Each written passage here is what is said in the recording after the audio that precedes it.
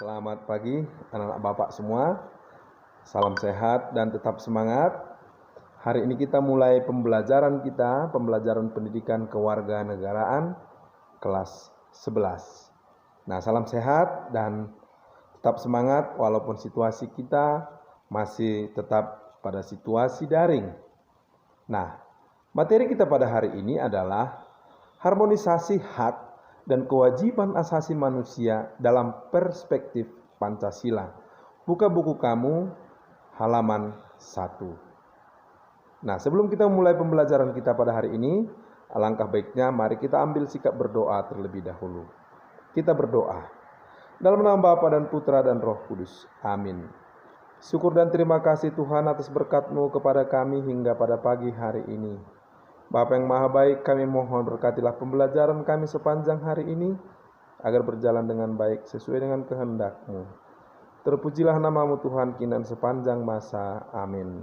Dalam nama Bapa dan Putra dan Roh Kudus. Amin. Oke, mari kita simak pembelajaran selanjutnya. Hak asasi manusia atau HAM itu terbagi menjadi dua, yaitu hak dan asasi. Hak adalah sesuatu yang mutlak dimiliki oleh setiap orang atau oleh setiap manusia dari sejak ia lahir. Sedangkan asasi adalah bersifat dasar. Jadi secara kesimpulan, hak asasi manusia adalah hak dasar yang dimiliki sejak ia lahir. Menurut Undang-Undang Republik Indonesia Nomor 39 Tahun 1999, hak asasi manusia adalah seperangkat hak yang melekat pada hakikat dan keberadaan manusia sebagai makhluk Tuhan Yang Maha Esa dan merupakan anugerahnya yang wajib dihormati, dijunjung tinggi dan dilindungi oleh negara, hukum, pemerintah, dan setiap orang demi kehormatan serta perlindungan harkat dan martabat manusia. Sedangkan menurut Jan Matterson, anggota Komisi Hak Asasi Manusia dalam Perserikatan Bangsa-Bangsa, mengartikan HAM sebagai hak-hak yang melekat dalam diri manusia, dan tanpa hak itu manusia tidak dapat hidup sebagai manusia. Dari pengertian tersebut, maka pada hakikatnya dalam HAM terkandung dua makna. Yang pertama, HAM merupakan hak alamiah yang melekat dalam diri setiap manusia sejak dilahirkan ke dunia.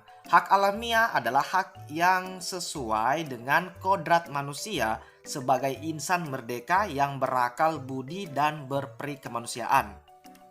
Nah, artinya tidak ada seorang pun yang diperkenankan merampas hak tersebut dari tangan pemiliknya. Hal ini tidak berarti bahwa HAM bersifat mutlak tanpa pembatasan karena batas HAM seseorang. Jadi HAM itu melekat pada orang lain. Bila HAM dicabut dari tangan pemiliknya, manusia akan kehilangan eksistensinya sebagai manusia. Yang kedua, HAM merupakan instrumen atau alat untuk menjaga harkat dan martabat manusia sesuai dengan kodrat kemanusiaannya yang luhur.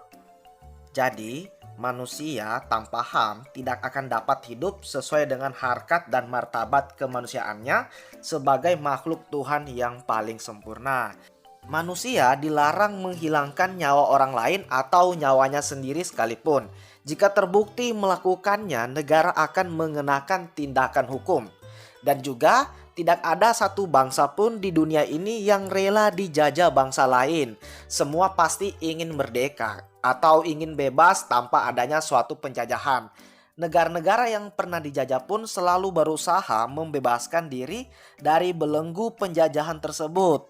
Tiada seorang manusia pun yang ingin hidup sengsara, termasuk kalian ya. Ia akan selalu berusaha mencapai kesejahteraan bagi dirinya, lahir maupun batin. Hak asasi manusia memiliki ciri-ciri khusus sebagai berikut. Yang pertama, hakiki, yang kedua universal, yang ketiga tidak dapat dicabut, dan yang keempat tidak dapat dibagi.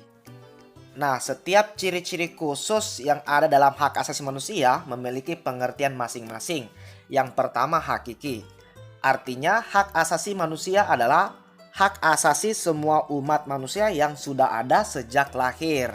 Yang kedua, universal, artinya hak asasi manusia berlaku untuk semua orang tanpa memandang status, suku bangsa, gender, atau perbedaan lainnya. Yang ketiga, tidak dapat dicabut. Artinya, hak asasi manusia tidak dapat dicabut atau diserahkan kepada pihak lain. Yang keempat, tidak dapat dibagi. Artinya, semua orang berhak mendapatkan semua hak, apakah hak sipil dan politik atau hak ekonomi, sosial, dan budaya.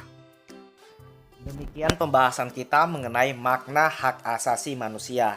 Jadi sekarang kita akan masuk dalam pembahasan yang kedua, yaitu makna kewajiban asasi manusia. Coba kalian amati kedua gambar ini. Nah, ini adalah gambar kerja bakti yang merupakan salah satu bentuk perwujudan kewajiban asasi manusia. Jadi selain kita memiliki hak, kita juga memiliki kewajiban sebagai manusia. Jadi dari dua peristiwa yang ada dalam gambar memberikan gambaran bahwa selain mendapatkan hak, setiap orang juga mempunyai kewajiban. Kalian tentunya juga mempunyai kewajiban sebagai seorang anak. Kalian harus melaksanakan perintah orang tua, misalnya membantu membersihkan lingkungan rumah.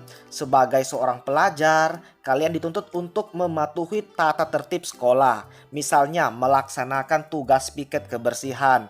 Sebagai anggota masyarakat, kalian juga harus mematuhi norma-norma yang berlaku di masyarakat, misalnya ikut serta dalam kegiatan kerja bakti. Begitu pula sebagai warga negara, kalian juga mempunyai kewajiban untuk melaksanakan semua ketentuan atau peraturan perundang-undangan yang berlaku, misalnya membayar pajak. Kewajiban secara sederhana dapat diartikan sebagai segala sesuatu yang harus dilaksanakan dengan penuh tanggung jawab. Dengan demikian, kewajiban asasi dapat diartikan sebagai kewajiban dasar setiap manusia. Ketentuan pasal 1 ayat 2 Undang-Undang Republik Indonesia nomor 39 tahun 1999 tentang hak asasi manusia menyatakan kewajiban dasar manusia adalah seperangkat kewajiban yang apabila tidak dilaksanakan tidak memungkinkan terlaksananya dan tegaknya hak asasi manusia. Hak dan kewajiban asasi merupakan dua hal yang saling berkaitan.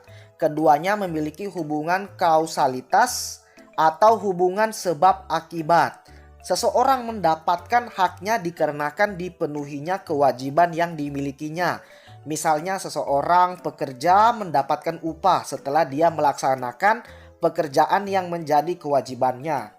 Selain itu, hak yang didapatkan seorang sebagai akibat dari kewajiban yang dipenuhi oleh orang lain.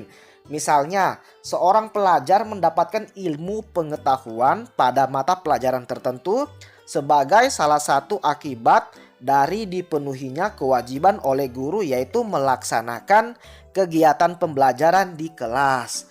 Hak dan kewajiban asasi juga tidak dapat dipisahkan, karena bagaimanapun dari kewajiban itulah muncul hak-hak dan sebaliknya. Akan tetapi sering terjadi pertentangan karena hak dan kewajiban tidak seimbang. Misalnya, setiap warga negara memiliki hak dan kewajiban untuk mendapatkan penghidupan yang layak. Akan tetapi pada kenyataannya banyak warga negara yang belum merasakan kesejahteraan dalam menjalankan kehidupannya.